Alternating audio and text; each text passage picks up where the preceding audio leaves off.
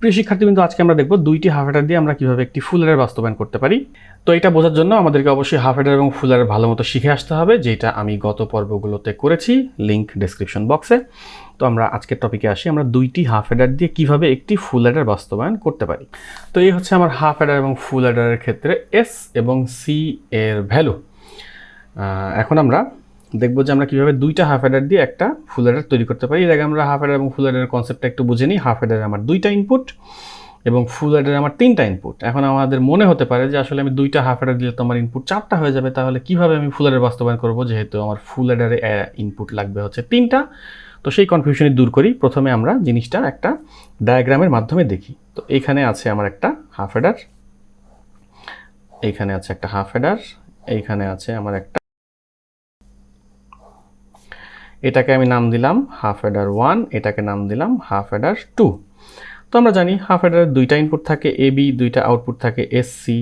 Half অ্যাডারের দুইটা input, দুইটা output. ওকে, তো আমি যেটা করব, এখানে আমি লিখলাম এ, এখানে লিখলাম বি, এটা হচ্ছে আমার S1, এটা হচ্ছে আমার C1। ওকে, তো আমি যেটা করব, আমি প্রথমে যে দুইটা ইনপুট নিয়ে যেটা পেয়েছি সেটাকে আমি সেকেন্ড হাফ অ্যাডারের প্রথম ইনপুট হিসাবে দিয়ে দিব, এবং সেকেন্ড হাফ অ্যাডারের পরবর্তী ইনপুট হিসাবে দেওয়ার জন্য আমি এখান থেকে একটা সিআই নিব, যেটা আমরা ফুল অ্যাডারে নিয়েছিলাম, এবং এইটা আমরা কানেক্ট করে দিব হাফ অ্যাডার 2 এর সাথে। তাহলে কিন্তু আমরা খুব সহজেই তিনটি ইনপুটের প্রবলেম এখানেই সলভ করে দিলাম, যে আমরা এখানে দুইটি ইনপুট এবং একটা নতুন ইনপুট নিয়ে আমরা এখানে কানেক্ট করে দিয়েছি।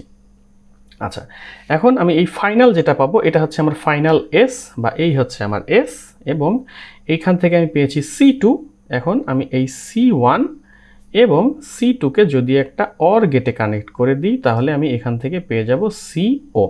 ঠিক আছে, তো ডায়াগ্রামের মাধ্যমে কিন্তু আমরা খুব সহজেই দেখলাম যে এটা আমরা কিভাবে করতে পারি। এখন আমরা ডায়াগ্রাম থেকে আমরা লজিক সার্কিট করব।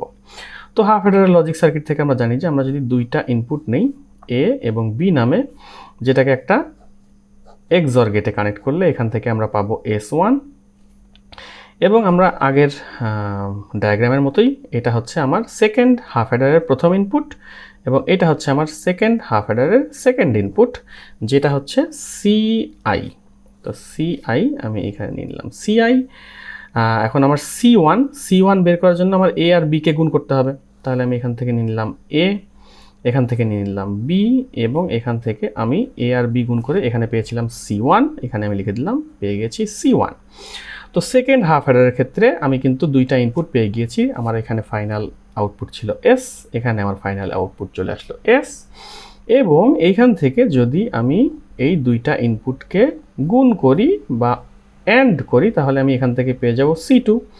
এখন কিন্তু আমি কি করেছি, C2 এবং C1কে আমি যোগ করেছি, তাহলে আমি C2 এবং C1কে যদি যোগ করি, তাহলে আমি কিন্তু পেয়ে যাব CO। তো প্রিয় শিক্ষার্থীবৃন্দ, আমরা কিন্তু খুবই সহজে, কোনো ধরনের মুখস্থ করা ছাড়া, জাস্ট একদম কনসেপ্ট থেকে, আইডিয়া থেকে শুরু করে খুবই সহজে আমরা দুইটি হাফ অ্যাডার দিয়ে একটি ফুল অ্যাডার বাস্তবায়ন করে ফেললাম।